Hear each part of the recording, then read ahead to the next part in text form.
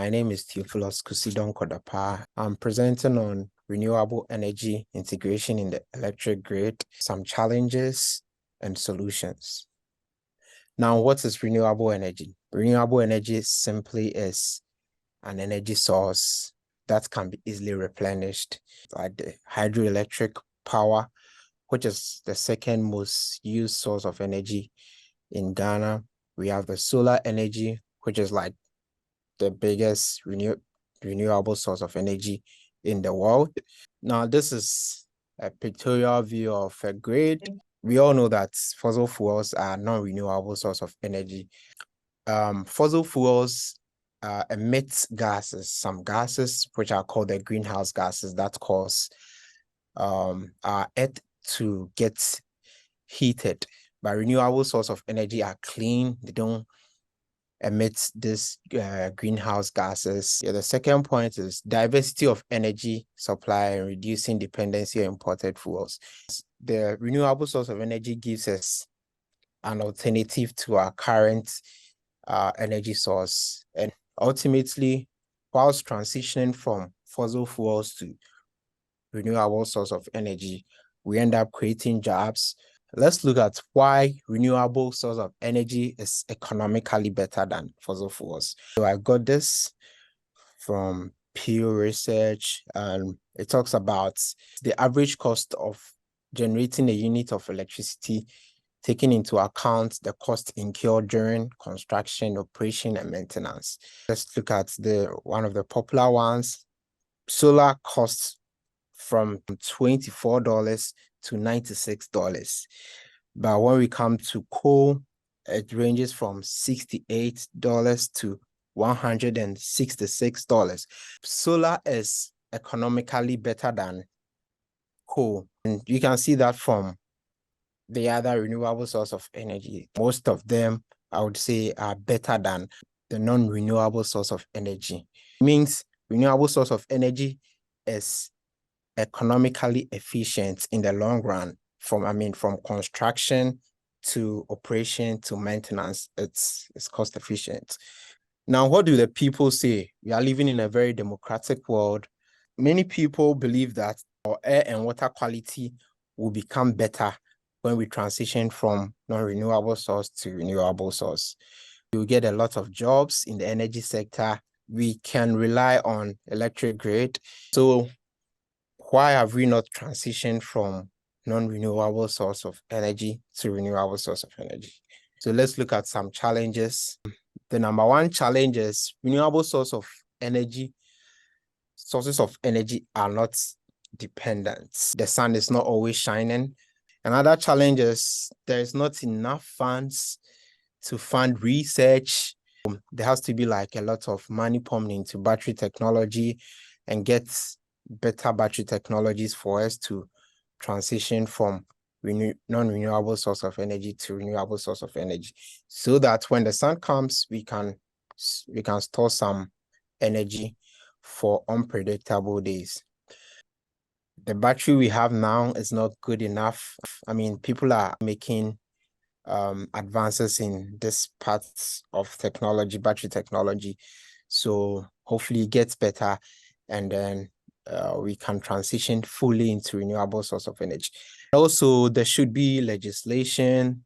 There should be a government factor whereby policies are made, incentives are given to renewable source of energy production. So there's a cooperation part that has to also come to play when we are thinking about the solutions. So what is my contribution? In Ghana, we designed this charcoal, which is smokeless, not cutting down trees. We are just collecting waste and we are compressing it. We are also helping people fight against inflammatory diseases and any kind of disease that comes with the old charcoal that we used. But in the future, I want to build like a smart city. We need smart energy, which is like renewable sources of energy to run my future smart city. Today I'll be presenting on artificial intelligence and humanity. how artificial intelligence is affecting our lives. First of all, what is artificial intelligence? So in the early 18th century, there was a young, smart mathematician called Alan Turing who wanted to test if machines could think like we human beings. So he decided to come up with a test called a Turing test. Since then, there have been so many developments in bringing this kind of concept into reality. Many scientists, researchers, and engineers have come together to develop this new idea. And one of the most fascinating thing about it is that it behaves like human beings. Is also as smart as human being because it's able to reason and make decisions like us. It's able to problem solve like we human beings do and perceive other things, able to see, to touch, smell, and all of that. And it gets more powerful with time, and research shows that AI development advances more than twice every preceding year. It's fascinating because we want to move from pressing so many buttons just to listen to our favorite song or our favorite music. We just want to say a word like, "Hey Alexa, play this music for me," and then we get our music jamming. We want to move from human beings living in a factory packaging products that may even be harmful to just one single machine that could do all the work for us automatically. We want to pursue artificial intelligence because, for instance, it's able to diagnose diseases much more accurately, faster, and it also aids in the treatment of diseases. We also want to move from like manually driving our cars to having a much more comfortable ride.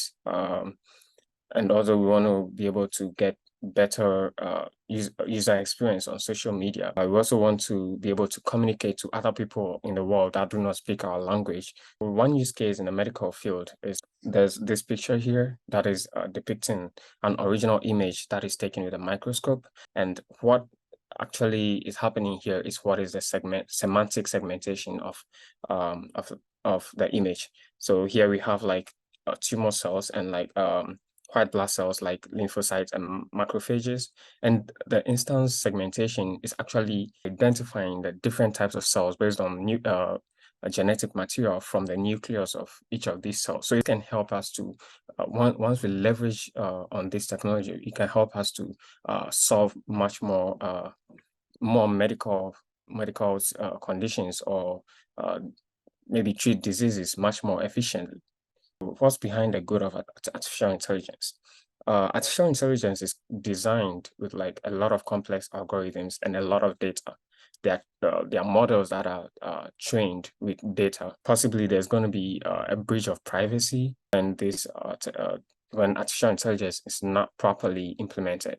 And there's also going to be a case where maybe the developers are not able to control completely what they created, because artificial intelligence actually evolves over time on its own. It's able to learn from different things, and if it mistakenly doesn't remain in its confines, it's able to exceed what the programmer or the developers trained it with.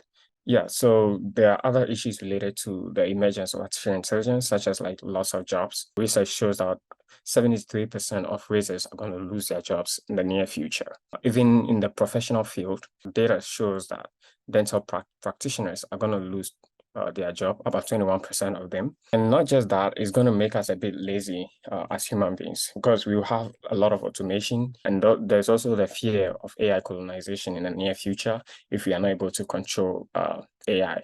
The main takeaways are the fact that AI is highly beneficial. AI is going to improve our lives in many ways. It's going to make us much more productive and help us in every aspect of our lives.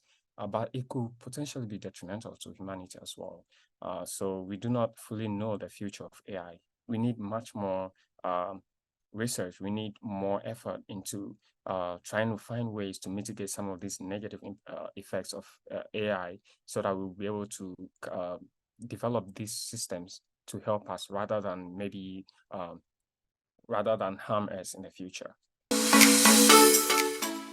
Hi everyone. I'm going to be talking about why coral reefs are important. So coral reefs are diverse underwater ecosystems which are made up of colonies of tiny animals called coral polyps, and they support a large number of marine life. There's like a mutual connection between like the fishes and then the coral reefs. Or the coral reefs serve as a habitat for the fishes, while the fishes will clean the coral reefs. How the coral polyps form the coral reefs is that they stack together. Coral reefs can mostly be found in tropical and subtropical areas, so places like Australia, the Caribbean Sea, and the Red Sea. So the coral reefs have to attach to these hard surfaces, and that's what forms like the base structure of the reef. And the second component is the coral polyps. They group together to form those coral reefs. So they're like little builders in the ocean just coming together. And lastly is the reef animals, diverse number of animals that play a crucial role in maintaining a healthy, functional reef. Moving on to the types of coral reefs, we have the fringing reefs, which they usually border a land mass and they form along coastlines. They usually grow close to the shore and they are directly connected to a mainland or an island. Second is the atoll reefs. So these are like circular reefs, and then they usually encircle a lagoon. They often like come up where volcanic islands once were. The third type is the barrier reefs, and also found between the lagoons and then the coastlines. And they usually separate the bodies of water and they serve as like an erosion guards and stuff like that. An example is like the famous Great Barrier Reef in Australia. The coral reefs are very important. One is they support biodiversity. So as I've mentioned before, they support like a wide variety of animals. And without the coral reefs, these animals might not have like a place or a habitat. And secondly, the coral reefs are a form of coastal protection. So they serve as protection against erosion and other like external factors that might affect the oceans or the water bodies. And thirdly, they act as natural water filters. And the way they do this is they are filter feeders. So they feed on these little organisms and stuff in the ocean, making it cleaner. And then they also do nutrient cycling. So like they take in the like excess nutrients in the water, so there's not like an accumulation of nutrients in the water. And they also serve as carbon sinks. And another thing is they are also like, it can also be a source of medicine. They also have like medicinal features, and it's also like a form of tourism. An issue is that like those coral reefs are getting endangered or like getting extinct due to some reasons. And one is pollution. So like pollution from agriculture and like from industries and stuff like that. When it enters the water, it's bad for the corals. It's not good for the corals. Two, climate change. The ocean is getting warmer and more acidic, which is causing like coral bleaching and killing the coral reefs. Third is ocean acidity. So this is when there's like more carbon dioxide in the water, and when the coral reefs are exposed to carbon dioxide, it kills them. So lastly is overfishing. So fishing this like animals or the animals that live on the corals is basically not good because you're taking away these animals that the corals depend on to live. So the first graph shows the number of coral bleaching events in the world since 1980. And the right graph shows that much the fishes have decreased in number. And this is all due to like the bad stuff or like the things that have been happening to the coral reefs that's not helped. So solutions. One is that we can practice sustainable fishing practices by not overfishing and fishing in areas that are approved, and then mitigating climate change. So by reducing greenhouse gas emissions and stuff like that, we can also help in making the corals grow more.